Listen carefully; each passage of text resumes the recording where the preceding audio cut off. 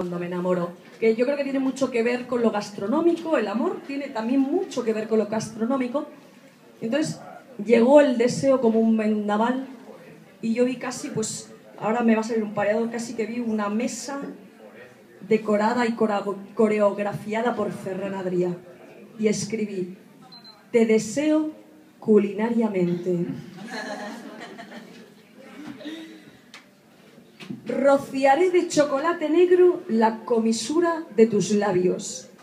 Untaré con tocinillos de cielo las curvas de tu cuello. Extenderé Häagen-Dazs por las laderas de tus pechos. Colmaré tus pezones con corrientes de tiramisú. Esparciré granos de café por tu vientre. Pintaré con turrón el corazón de tus nalgas. Musicaré tus piernas al compás de fresas salvajes. Ungiré delicadamente con espuma de nata tus pies desnudos.